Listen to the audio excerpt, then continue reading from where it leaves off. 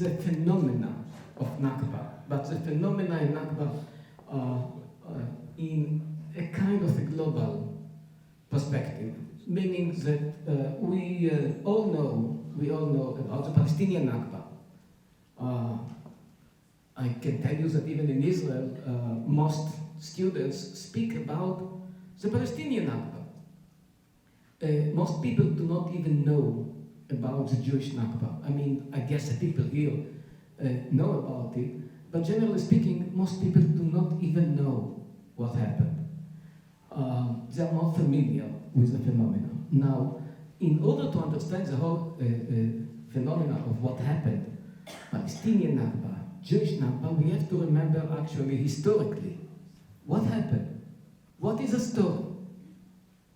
Because when people do not understand, they have this kind of political attitude that we will see in a minute, which is totally wrong, needless to say.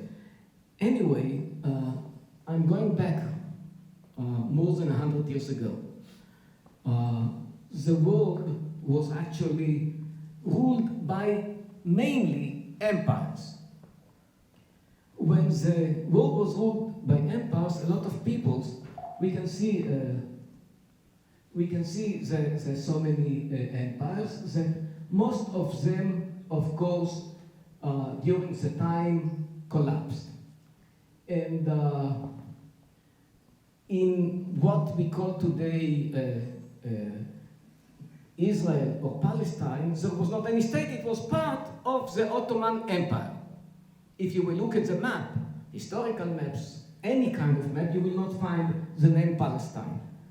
Even in what was Palestine, it was Wadiyat, Sanjak, which mean districts, but not a state.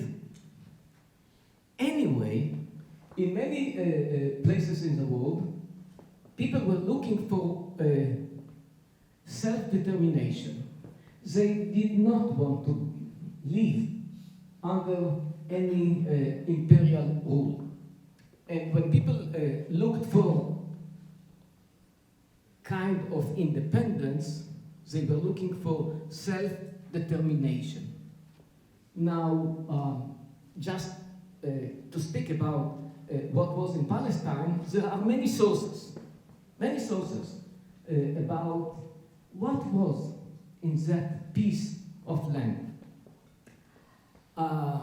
Maybe some of you know about Mark Twain and his book, where he did not find anything, and some other kind of tourist stories. But the most reliable source about what was in Palestine in that time was the PEF, which is Palestine Exploration Fund, that was established in Britain. Why? Because they were interested in what is happening, nothing to do with colonialism or imperialism. They just wanted to know what is the story of that piece of land that was, by the way, in their mind, in Europe, among Christians in the United States. There were a lot of kind of Zionist movements before the Zionist movement was even begun. An unknown story that can be found in research, but I'm not going to speak about it. Anyway, they sent a big delegation to Palestine in order to explore the country. And you can see what was Jerusalem, you can see only what you see in red. This is the old city. You can see what was Tel Aviv, nothing except the old city of Jaffa, and so on and so on. In that time, when the Ottoman Empire actually ruled this piece of land, there was an agreement between Hussein, the sheriff of Mecca, and McMahon about establishing a huge Arab state. And you can see here the map of what was supposed to be the Arab state. Now, it's very interesting, even according to their original map, they excluded Palestine from the map. Why? Because of one reason. It was before the Balfour Declaration. It's very interesting to emphasize. Before the Balfour Declaration. Why? Because this piece of land, it was clear, is supposed to be for the Jews. And some people say it was clear to the colonial powers, maybe. No, it was clear also to the Arabs in that time. It was the sheriff of Mecca, Hussein, who said that the Jews are streaming to Palestine. They knew that the country was for its original sons, Ibn al-Asalim. And it went on. Before the Balfour Declaration, we have to know, there was a declaration, the same kind of declaration by the Quai d'Orsay, the foreign ministry of France, declaring actually the same kind of thing that the Jews deserve. Their own self-determination and a national house. And it went on, of course, to the Balfour Declaration. And it went on and on to the 14 points of Woodrow Wilson. So what is the story? Actually, the story is that because of the very simple reason that a lot of peoples were asking for independence and for self-determination, the idea of self-determination was accepted by the global world opinion. It was accepted that people should have self-determination. And it was accepted. And you cannot understand the Balfour Declaration without understanding the collapse of empires that enabled self-determination to many peoples around the world, not only in this area. Why it is so interesting, why it is so important? It is so important because of the very reason that so many scholars here, not only here, but of course in the United States, keep on saying that Zionism is colonialism. Zionism is imperialism. No. To the contrary, it's the opposite. Why it is the opposite? Because the whole idea of self-determination was against imperialism and against colonialism. It's the way of peoples to deliberate themselves from the empires and any kind of foreign rule. So Zionists, Jews, who felt that they are, of course, a minority in the empires, felt minority again when nation-states were established. So the whole phenomenon of Zionism was part of so many other movements that were looking for the very simple idea of self-determination. It went on and on when in 1919, actually, an agreement was signed between Faisal, the son of the Emir of Mecca, and Weizmann. And you can see in the map what was supposed to be the border of the upcoming new state, Israel. Bigger than the great Israel of today. And it went on and on and on when the idea of Jewish homeland was accepted, of course, by the League of Nations, before that even by the San Remo summit, and when we are speaking about legal aspects of the Jewish state, of Zionism, here we can find it. Now, what happened when empires collapsed?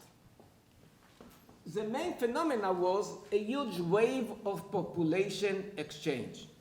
Speaking about Turkey and the Greeks, we are speaking about almost 2 million people that were forced out. Nobody wanted, by the way, to leave his homeland just because of any agreement or a new state, self-determination. They were forced to leave. When I'm saying forced to leave, it was followed by so many atrocities, pogroms, massacres, unfortunately. And it went on and on and on. Speaking about the Second World War, we're speaking about more than 12 million ethnic Germans that were actually expelled from all the surrounding countries. It went on and on and on. Poland, Ukraine, 1.4 million. It went on. India, Pakistan, speaking about 14 million people. And even in the second half of the previous century, we are speaking about 250,000 people that became refugees from Cyprus and Armenia, Azerbaijan, a conflict that is still going on and produced more than 1 million refugees, their own Nakba. And it went on and on and on and on. Only in the Balkans, we are speaking about 7 million people that were forced out from their homelands. Now, it was not only something that practically was carried out, it was also legitimized by the international community. This person, for example, he received a Nobel Prize for Peace, Fridtjof Nansen, because he organized part of the population exchange between Turkey and Greece. And much more important, the Permanent Court of International Justice in the 30s decided upon that population exchange is the best solution in order to achieve peace. And it went on and on. The Peel Commission, the first British commission that came to Palestine in order to find the solution, they also agreed upon that there will be a population exchange between Jews and Arabs in order to enable an Arab land and a Jewish, an Arab state and a Jewish state. Labour Party in Britain that was the power in Palestine, the ruling power in Palestine, they adopted the idea of transfer of population exchange in order to solve the problem between Jews and Arabs. Winston Churchill, the most important leader in 1944, he declared expulsion is the way to solve conflicts between nations. Now, it is very interesting because also some Arab leaders in the area adopted the idea of population exchange and so on. We don't have time because my time is limited and I needed 7 hours in order to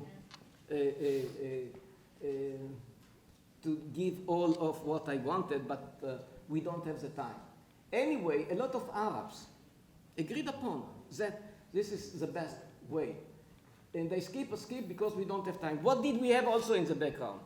We have the Mufti, Haj Amin al-Husseini, who collaborated with the Nazis, who was a Nazi himself, and who declared our fundamental condition for cooperating with Germany was a free hand to eradicate every last Jew from Palestine and the Arab world. Here we see the Mufti is trying actually to export the Holocaust to the Arab world. Now, this is the background. The founder of the Muslim Brothers declared in Cairo, if the Jewish state becomes a fact, the Arab peoples will drive the Jews who live in their midst into the sea. Now, the Arab League Secretary General declared about what?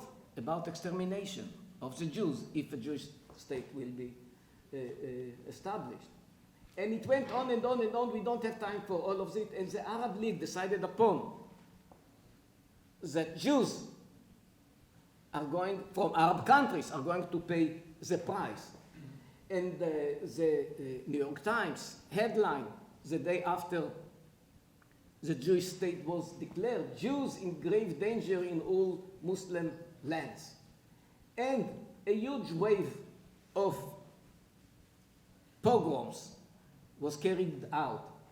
It was already mentioned, so we can continue with, but a lot of destruction, a lot of massacres, and so on, and so on, and so on.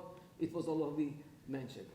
The outcome, as we all know, was that because of the war, the independence war of Israel, Israel accepted the partition resolution. It was rejected by the Arabs. The outcome was that I'm taking the number of the UN, even if there is a big debate about how many Arab refugees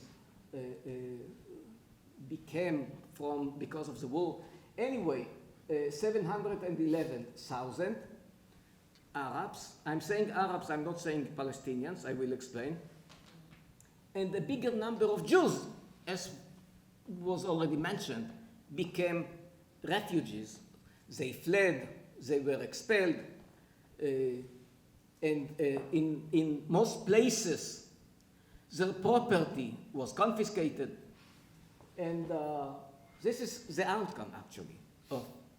Now, but we have to bear in mind that when they came to Israel, Jews, they lived in ma'abarot. What is ma'abarot? Ma'abarot is like refugee camps, but no, they were not called refugee camps. They were called ma'abarot because ma'abarot, some of you know Hebrew, it's a kind of a transit camp. No, you're not going to be refugees. It's going to be for a short while, and then it will be over. But they lived for years as refugees, actually. Now, we don't have time. Now, just to bear in mind that the property of Jews, the land that Jews owned in Arab countries was bigger than the whole land of Israel. I mean, the whole land of Israel altogether is something like 21 square kilometers. The land of Jews that was left behind was of something like 5 times bigger. 5 times bigger. Totally forgotten. You will not hear one student here in the United States that is studying in the Middle East programs, faculties, that know something about it. Here is how so many scholars manipulate history. Just manipulate history. And it's going on and on and on and on. I skip it because we don't have time. Just to remember one thing. More than 60 million people became refugees because of collapse of empires, because of establishing nation states. More than 60 million people. Among them, yes, Arabs and Jews. But it's very interesting. No one out of the 60 million is a refugee today. It's over. 1, 2, 3 years, you can be a refugee, and this is it. Not the Arabs. They became refugees forever. Right now, according to UNRWA, there are 5.5 million people. They are growing and growing. Because they come those next generation, not next and third generation and fourth generations, and they are becoming more and more. Why? Because one of the reasons, not the only one reason, one of the reasons was that one of the reasons is that the UN established 2 agencies. One is UNRWA, specified only for the Arab refugees from Palestine. And the other one is, of course, the Commission, the UNHCR, which is dealing with all the refugees of the world. And the outcome is that, I skip because we don't have time, the UNHCR actually solved the problem of more than 50 million people who were refugees, and UNRWA did the opposite. They not only perpetuated the problem, they created new generations of refugees. The best thing in order to solve the refugees problem is to stop funding UNRWA. But nobody is doing it, of course. They perpetuate the problem by funding them again and again. Put them under the umbrella of the UNHCR, and we will not have a problem anymore. But nobody wants to do it because of political reasons, as we all know. And it's going on and on and on and on. We don't have time for all of that because my time is running out. Anyway, just to remind us all, what really happened is that what is left in the global conscious about the Nakba is that, for example, I guess some of you, the Americans among you maybe know the name, Professor John Mearsheimer. The Nakba is one of the great crimes of modern history. I don't know how to call it. It's not only a lie, it's a kind of a blood libel against Israel. I mean, what they do, something very simple. They single out Israel. They single out Israel. And the story of the population exchange between Arabs and Jews.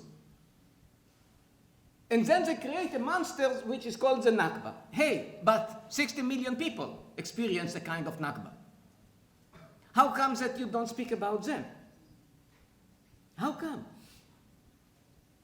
But this is the way of wash-braining that is taking place, unfortunately, here in many other places. And when I speak with Jewish young students here in campuses, they have no idea. And part of the problem is that for them, the whole idea of nation-state is not clear. I mean, here we are in a kind of a melting pot, and what are you talking about? And they do not understand that the whole idea of nation-state was the solution against imperialism. And the whole phenomenon of Nakba, it was part of the process. Nobody wanted to be expelled from his homeland. But this is the outcome as part of the struggle against imperialism.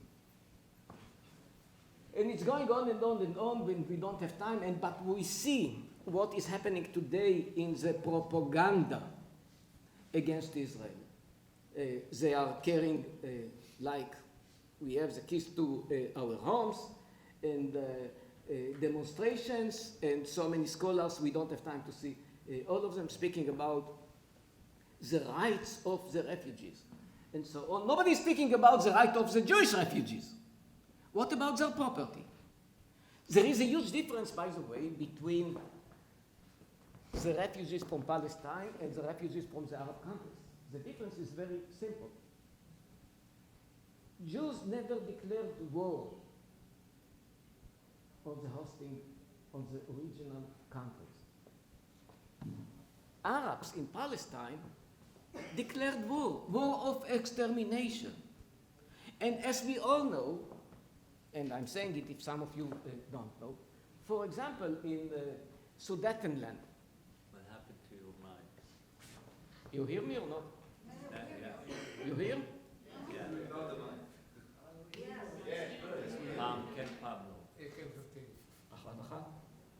Okay. It's very interesting because there are millions of refugees.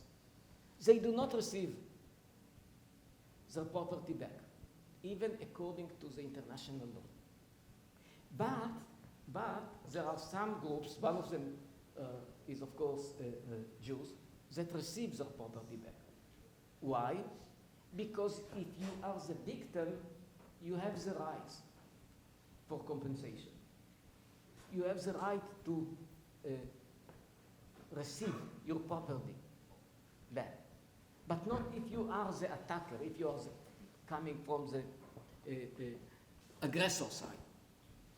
And this is the difference. For example, Jews receive their property in the Sudetenland, in the Czech Republic, but not ethnic Germans. And there are so many verdicts, rules about it. And it's going on and on and on and on and on and on. Here we can see how the whole phenomena of right of return, like if this is the most important thing, and Nakba denial as much as a crime as Holocaust denial, and so on and so on and so on. Unfortunately, many times we are speaking about Israeli scholars who disseminate this kind of propaganda. And the most famous one, the most popular one is Ilan Pappé, Professor Ilan Pappé, and who keeps on saying about Israel committing a crime, Israel committed genocide, and that kind of stuff.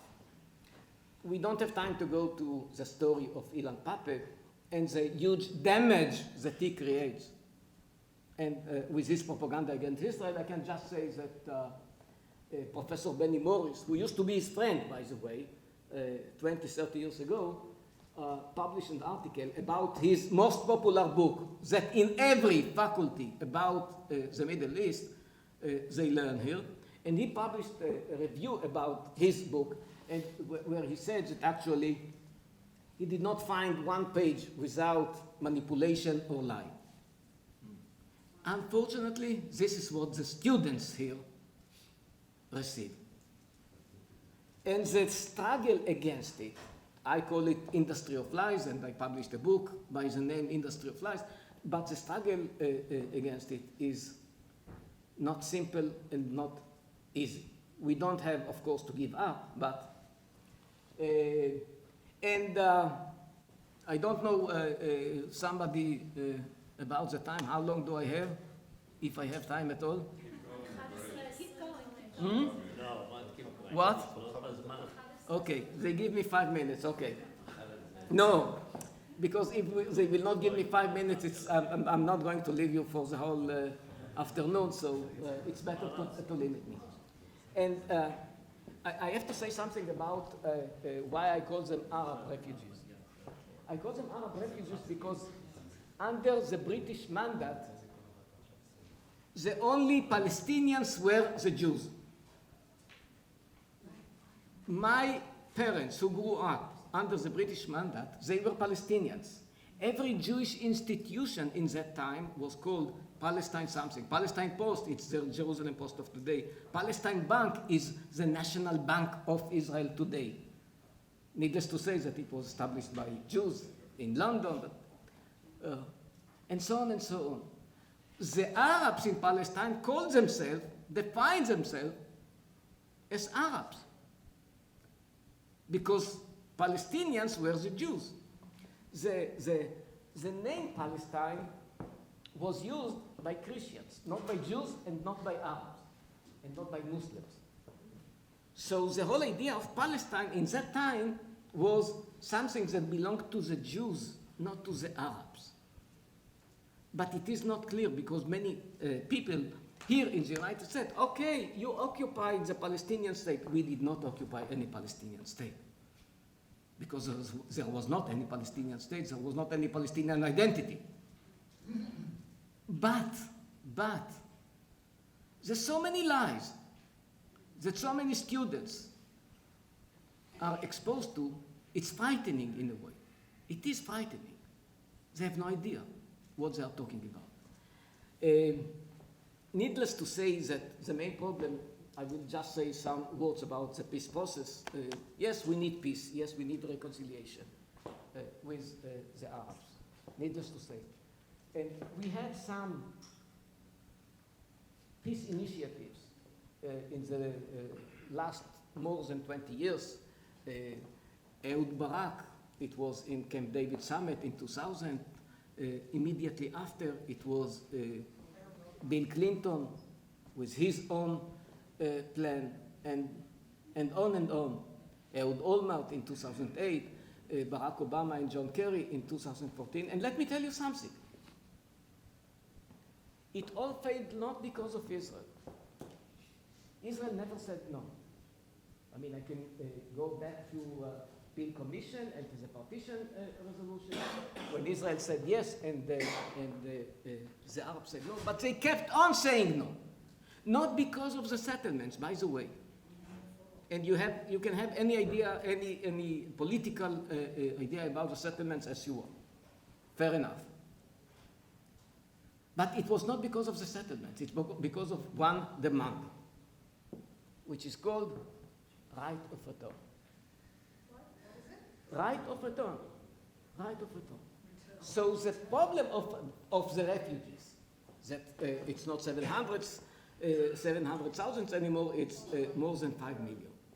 Now, they say, and they repeatedly saying it, we ask for the right of return just in order to achieve the destruction of Israel. So we have to know it. We have to know the basics in order to understand that the whole phenomena of Nakba,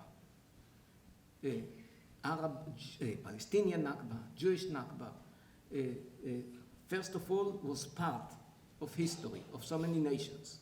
60 million people passed it. And we have to know that the only one singled out people is the Palestinian people.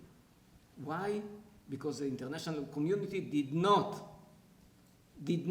adapt the solution that was to all other conflicts. And here we are. We have to know the basic facts in order to continue. Thank you very much for listening.